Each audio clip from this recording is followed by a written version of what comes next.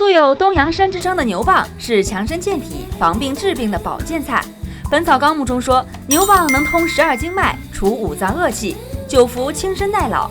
那么牛蒡到底有什么保健作用？为什么日本人把它当作强身健体的保健菜呢？牛蒡又该如何烹饪？怎样去除它的生涩味呢？健康新时代告诉您，强身健体勿忘牛蒡。更有丙大厨带来酸甜爽口、制作简单的香菱牛蒡和营养美味的滋补养生牛蒡。想在秋冬把身体补得壮壮的，就不要错过健康新时代。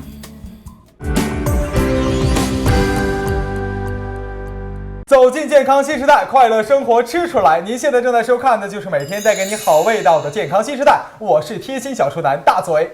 大嘴手中拿着的是什么呀？乍一看的时候呢，有点像这个铁棍山药，不过呢，却是现在最近几年风靡全球的牛蒡。说到牛蒡呢，在日本人们很重视吃它，而且认为它呢是一种能治病也能防病的好的食材。不过在咱普通的餐桌上出现的时候呢，如果说做得不好，就会像这个老树根一样很难咬。但是它呢，如果说做好了之后，味道呢也是非常不错的。那今天为了给大家烹出非常好吃的牛蒡美食，我们特意请来的是中国烹饪大师丙大厨，大家非常熟悉的大厨丙师傅，欢迎你。那么今天呢，全程给大家讲解很多关于牛蒡的养生知识的，就是我们大家的老朋友老顾品顾老师，欢迎养生专家。大家好。那今天牛蒡呢已经给丙大厨准备好了，带来什么菜呢？丙大厨自己告诉大家。第一道呢是香菱牛蒡。香菱牛蒡用到的主料有牛蒡、金针菇、西芹、胡萝卜。首先呢，把牛蒡切丝，这是用了一些用了一根去了皮的那个牛蒡。牛蒡是不是？这个牛蒡呢，乍一看有点像铁棍山药，但是铁棍山药如果是去了皮之后呢，会有一些粘液，而牛蒡呢就不会。对。但是它这个纤维呢，都是属于这种比较粗的纤维。那我想问一下大厨，你看一般我们做这个牛蒡呢，如果做不好的话，这个牛蒡本身那个涩味会比较重，对，甚至说那个土的味道也会比较多一些。那怎么才能去除这个牛蒡的涩味呢？这个首先呢，这个在它加工的时候呢，要用这个白醋先泡一下。这个泡一下呢，一个是去味，再一个是呢，这不容易变色。加工之前是整个我们不脱皮之前呢就要泡，还是说脱完皮之后再泡？改好刀之后。改好刀之后再泡。之后的就能去除了。对。那一般挑牛蒡的时候，在超市中又该怎么挑呢？你看。这个要挑呢，因为这个牛蒡呢，它的生长时候呢，它是长有1公尺长。它很长。这个挑的时候呢，一定要看看这个牛蒡呢，不要有很多的有杈。须要少一些的。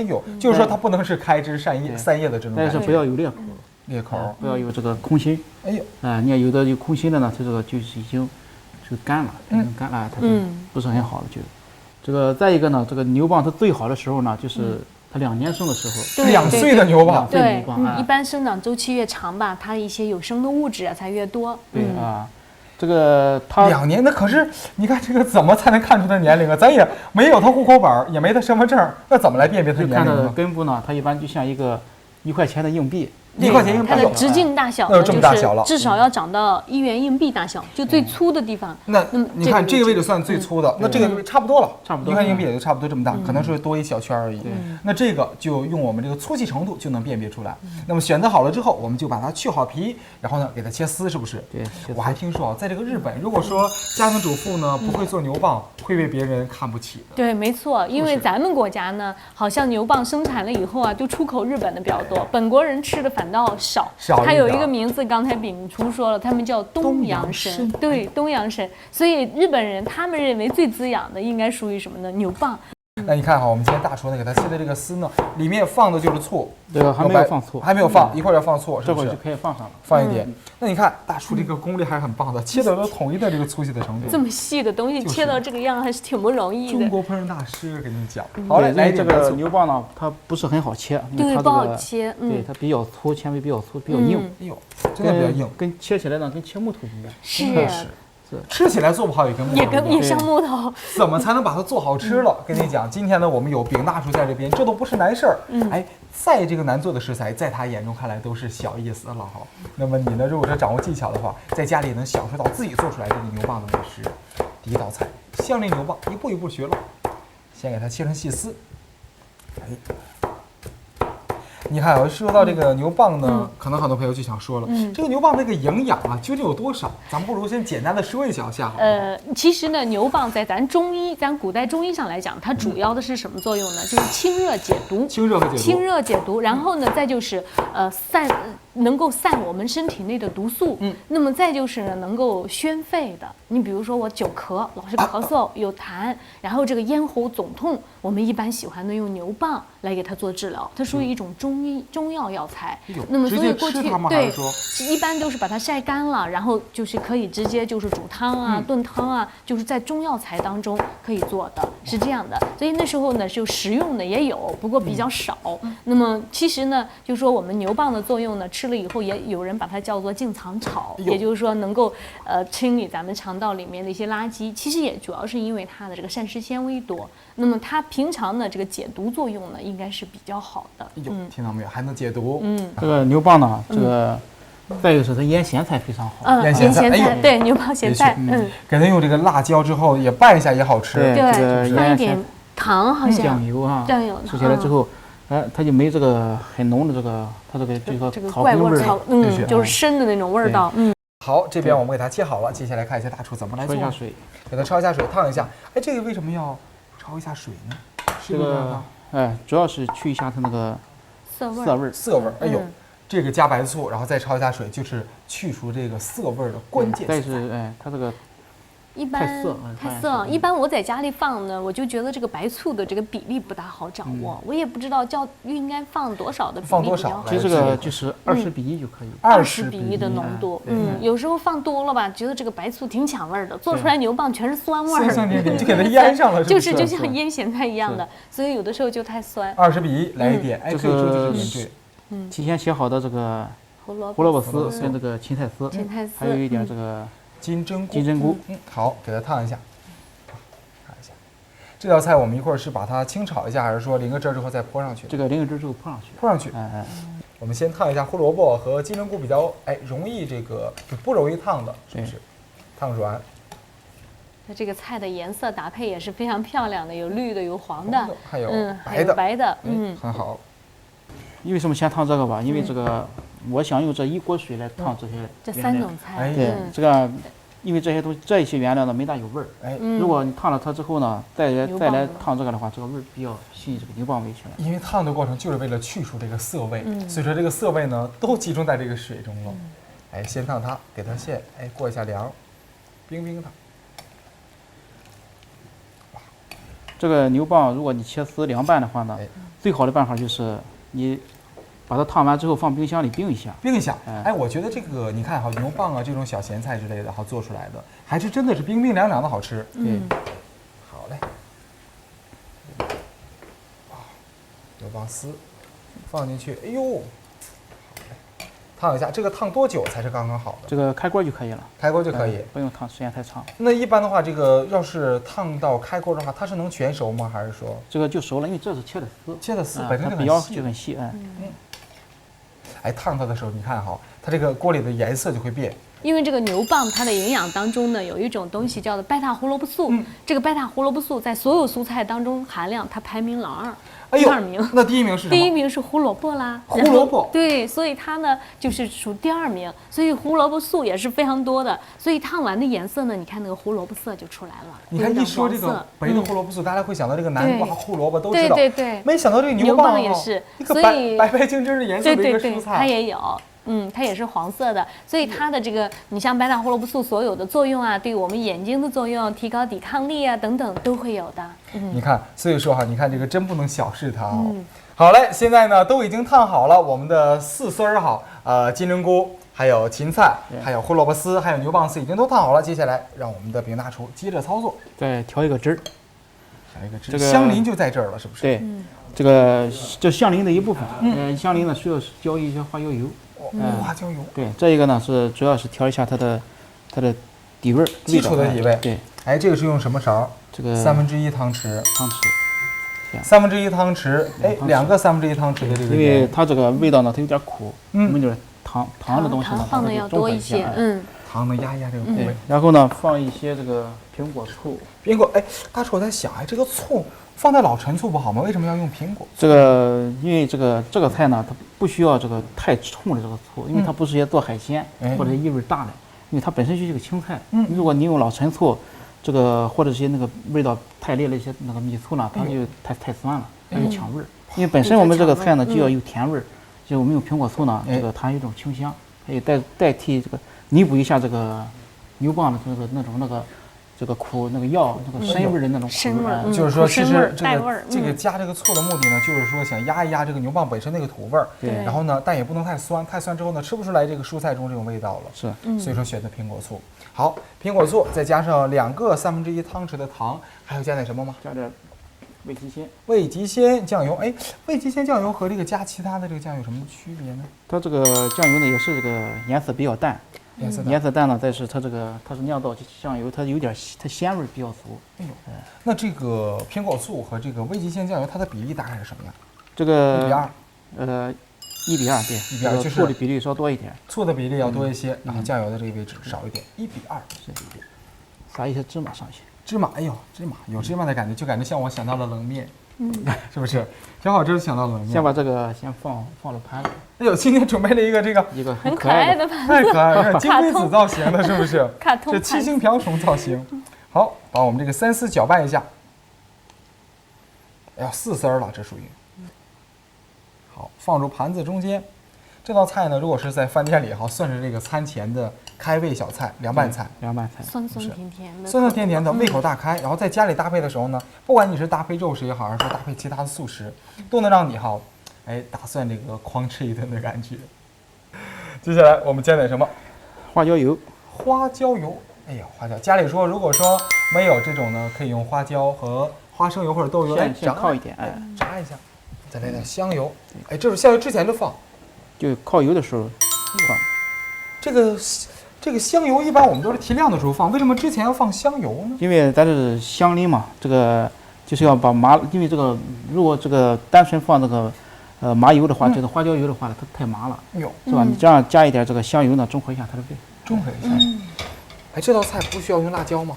不用辣椒，不用辣椒，就吃这种酸甜口的。对，而且是香味的，我觉得会非常香。行了，这个油基本可以了。就是油的是9成热，对，9成热是吧？把这个汁调上去，先淋这个汁儿。哎呦，淋起来了。香淋有2个步骤，这个步骤呢是简单淋一个底味，一会儿油泼的那个步骤才是让它香的过程。对，哎，有一点点这个酸甜口的感觉。滋啦！你看，哇，哎呦。然后再加一点鱼子酱，鱼子酱我很喜欢的。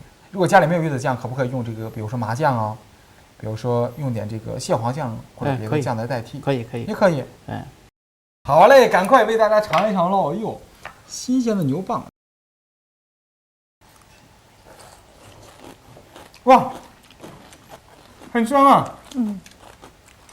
真的是香淋的，很香的感觉，并且呢，这个牛蒡似乎是。吃不出来那种老树根的感觉了，不像那种生味那么浓。对，你吃完之后呢，略微带一点这个，带一点纤维渣，对，有一点纤维渣，但是对，但是生味就不那么浓了。而这样呢，这么简单，这么一泼，然后呢，这么一凉拌的方式，不仅能让这个牛蒡吃起来有脆爽的感觉，还能吃出来这个牛蒡本身这种牛蒡的清香的感觉。哎，还不错。我觉得这道菜真的是一道家常小菜。不过呢，马上呢，大厨给你带来这第2道菜呢就不家常了，因为第2道菜呢，一般情况下都是在酒店才能吃到。如果说我们能够学在自己手中的话，那么就不用去饭店了，省了不少钱。对，名字是什么呢？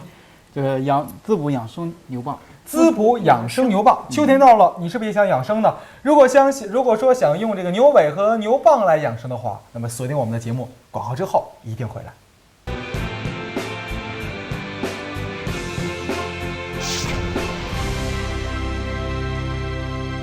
欢迎回来，这里是健康新时代，我是大嘴。刚才呢这道菜吃起来让我们觉得有惊喜发现哦，因为你根本想象不到这个凉拌菜能吃出来那种味道，不仅让你吃起来的时候呢不那么素，而且还是香喷喷的，酸酸甜甜，让你胃口大开。而且已经突破了我们传统意义上的吃牛蒡的感觉。牛蒡总感觉能想到老树根，但刚才那道菜让我们觉得牛蒡和老树根两回事，是不是？对对，有点像吃土豆丝的感觉，真的很好吃，清清爽爽的。那么马上呢，给您带来第2道养生菜品，是这个季节很适合的。大厨报一下名字，我们马上开始操作。这道菜呢是滋补养生牛蒡。滋补养生牛蒡用到的主料有牛蒡、牛尾、胡萝卜、洋葱、大枣、大蒜、枸杞。咱们第一步应该怎么做呢？这个首先呢，咱先把这个牛尾呢先加工一下，处理一下。这个已经切好了，这是一说到牛尾，我会想到这个韩国的一个特色美食哈，就是牛尾汤。牛尾汤。可是挑一个好牛尾不是个容易事儿，怎么来挑呢？这个一般的。这个牛尾呢，它最好的一个部分呢是在中间的部分。中间，中间的部分就是不粗不细的那个位置。不粗不细，它那边就是大概是这个位置。对，就这一块。这一块呢，它这个有肉，还有这个很多的筋。这样这一块呢，这个你无论是做红烧也好，你做这个煲汤也好，它都很好。那一般的话，我们挑的时候会看颜色能看出来吗？还是说怎么？这个就看新鲜的，像这种这个很自然的一种肉色，肉红色。这些呢是这个。这属于是咱这个现宰杀的，然后新鲜的牛尾。那好，选择好了之后，接下来我们的饼大厨就教大家怎么来做养生的这道汤品了。先处理一下这个牛尾，这个切好的牛尾呢，这个放入这个锅中，还是凉水锅。这时候需要加一点盐，然后提前的时候呢，这个入味吗？不用，先加一点料酒，来一点料酒下去。这个你看哈，我们今天焯水的时候呢，是用凉水下锅，这个目的是为了让它把它这个肉里的那个血水呢，这个用凉水，它慢慢的它能够随着温度的升高，它会那个血水会自然的渗出来，就是把血水逼出来。你要是热水，它就接着就糊住了。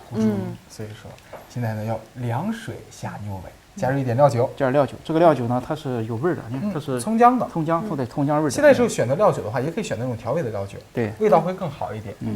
那我想问一下大厨哈，一般哈，你看。我们生活中的接触这个焯这个肉食，有的时候是用冷水下锅焯的，对，有的是用热水下锅焯的，那分别适合什么呢？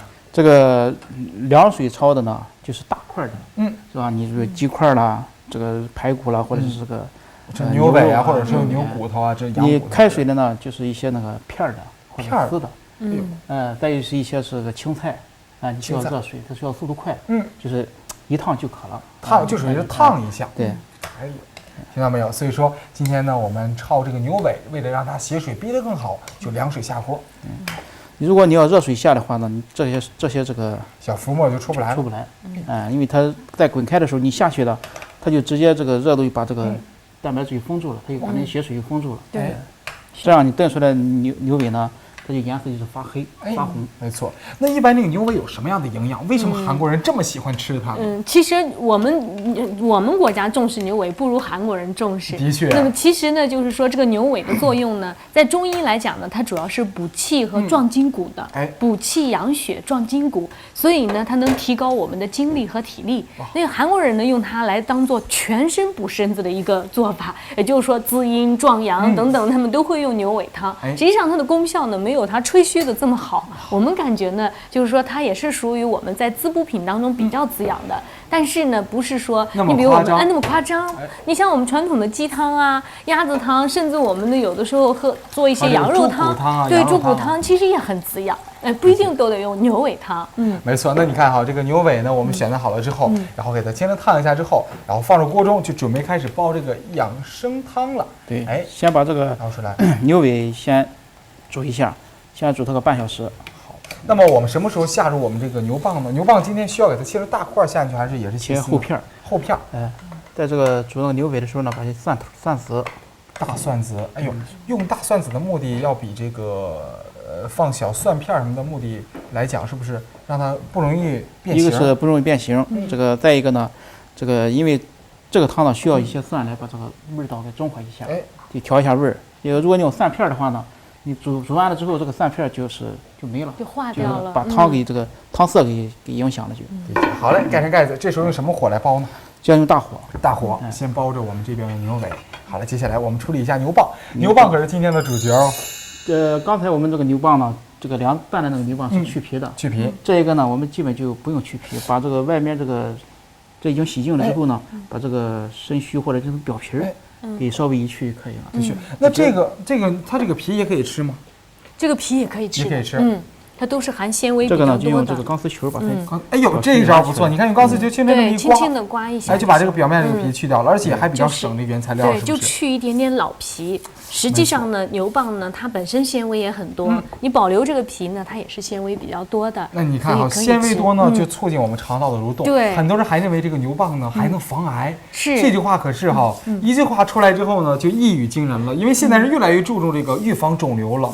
那么为什么说它能防癌呢？因为这个牛蒡当中呢有一些成分。那么，比如说现在呢，很多人研究牛蒡里面的一些化学成分，比如说它有菊糖，菊糖这种东西呢，就是能够抵抗糖尿病的。所以它有降糖的作用。那么另外呢，发现有一些苷类的东西，就是我们吃起来有股怪味儿的。那么这种东西呢，发现有这个抗肿瘤的效果，就能抑制肿瘤细胞的生长。所以很多人用它来吃起来防癌。那么另外它里面呢还有一些成分呢，能够清除我们体内的自由基，也就是说能够让我们防衰老。所以现在牛蒡呢变成我们都爱吃的一种东西了。真的是，你光听这些价值哈，我觉得比吃那些保养品呢，比吃那些保健品都要强。就是，甚至说现代人还担心什么血压高、血糖高，对，它也有效果。你比如说它降压的，它降血糖的这个，降血糖的这个，就像我们常说的一种菊糖类的东西，这种东西呢都是有成型的学说，认为它是降糖的。所以呢，现在你像日本人都是进口，都把那些这个牛蒡啊做成牛蒡茶，糖尿病人定期的喝牛蒡茶，吃牛蒡卷儿，然后呢每天几乎以牛蒡为主食，所以咱们出口量也比较大一些。你看哈，这个牛蒡，咱们想一想它真的是现代人的一个生活伴侣。所以说，如果说电视机前面的你想养生的话，一定不能忘了这个宝贝。好嘞，现在呢牛蒡呢已经处理好了，接下来看一下怎么给它改刀。来，我们的丙初开始操作。这个呢就改厚片就行了。厚片，就是斜切厚片。斜切厚片。哎呦，大厚片哦，不然的话炖的话就炖飞了。对。我感觉这个特别适合咱老百姓在家里做，老百姓这个刀工不见得那么好。对，我在家里切牛蒡丝的时候很费劲，而且如果说很费劲，咱就别练了，在家里就别把手切伤了就不好了。是啊，不如切这个厚片炖汤啊，很简单，而且药效也有，我们可以吃的量大一些。的确。好，哎呦，放入我们盘子之中。这个还是要加一点醋，先把它给泡一下。这属于是去苦涩味的过程。对，加一点醋，然后呢去苦味。白醋。好，给它先泡着哈。再把这些给我们的小配菜，胡萝卜，我们还要用到洋葱吗？洋葱也要，这套用滚刀块。对，这个不用很多，好，一点搭配一下就可以了。洋葱也不用很多，主要提味儿。哎呦，好，大块。先把这些料呢，先把它放入这个砂锅里。就是这个牛尾包的这个包里面。这都是比较耐煮的，对，放进去不担心。然后呢，加入我们这2味滋补的，应该算补元气的食材。一般做养生汤呢，一定不能少的就是大枣和枸杞子。加入当归可以加一点。你像这个枸杞子和大枣呢，往往味道比较轻，在药膳当中用的是非常非常多的。那么尤其是我看这个日本的药膳、韩国的药膳呢，一般他们就是用大枣和枸杞子要用的多一些。就是这个牛蒡就也有这个。中药对，也有滋阴壮阳的作用，没错，它也提高体力，所以跟牛尾也是非常合的。那我想问一下丙初，你看咱今天带来的呢是2道关于牛蒡的菜品，那在咱家里如果说老百姓做的话，你要不要多给推荐几种做牛蒡的家常吃法？这个一般呢都把它当成一种这个腌咸菜的比较多，腌泡菜的比较多。再一个呢就是一种很简单的就是炒肉。这个跟那个金枪鱼在一起是非常好，它的这个功效也是非常好。你和金枪鱼一起呢，把它切成丝，这个也切成丝，2个一起呢煎饼或者是炸成一种饼都很好。哇，还能煎饼，对，不错。那好，那今天我们既然说做到养生的哈，咱呢先得把这个牛蒡的苦涩味去掉，才能保证口感和味道，然后呢才能提它的营养效果。不然再有营养不好吃也是白搭。咱这边用这个白醋泡一下之后，一定要用水先给它焯一遍，这都是去除它苦涩味的关键所在哦，一定要记住。好，现在已经烫过之后呢，就直接放入我们这个牛尾这个汤包里面哈。好，把这个牛蒡放进去。这种火大火开过之后不需要改小火吗？改小火需要改小火，那需要这个煲多久才能煲出来最好的这个味道？这时候呢需要煲1个半小时，1个半小时。所以说大家在家里呢，如果说想养生，一定呢得多花出点时间，让自己养养身体。一般的情况下，这个鸡汤还是猪骨汤，还是说我们今天做的这个牛蒡牛尾汤，都需要一些火力。慢慢的等它2个小时之后，我们看看这个汤是什么味道。2个小时漫长的等待，现在我们的养生牛蒡牛尾汤现在终于可以出锅了，赶快打开锅看一看什么样子。哎呦，这个汤怎么煲的现在有点变白颜色了，是不是？浓汤了，哇，真的是浓汤。哎呦，真的不错。现在开始调味工作，是不是？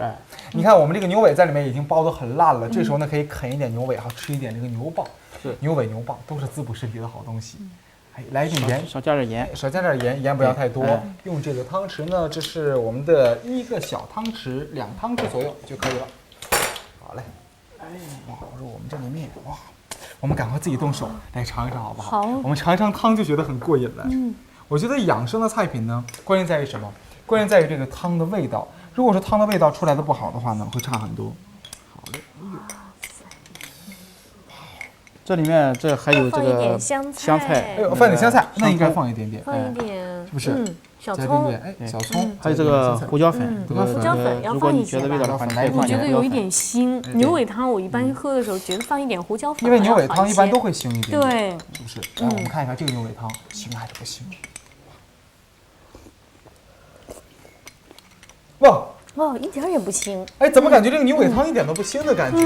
你看这个汤喝起来的时候呢，给人感觉哈，这个牛尾味会很淡，会在里面就是淡淡的那种牛味的感觉。对，而且呢，这个牛蒡呢在里面也直接可以来吃。这道菜呢不仅养生，在家里面操作也很简单。希望大家在这个季节里呢都要考虑补一补身体，因为冬天要到了，到秋天这个过渡阶段，让我们每个人都壮壮的，准备迎接一个绚烂的冬天。感谢云大厨带来这么好的牛蒡的美食，谢谢，也谢谢我们的顾老师带来这么多关于牛蒡的养生知识。感谢你收看今天的健康新时代，我是大嘴，我们下期不见不散喽。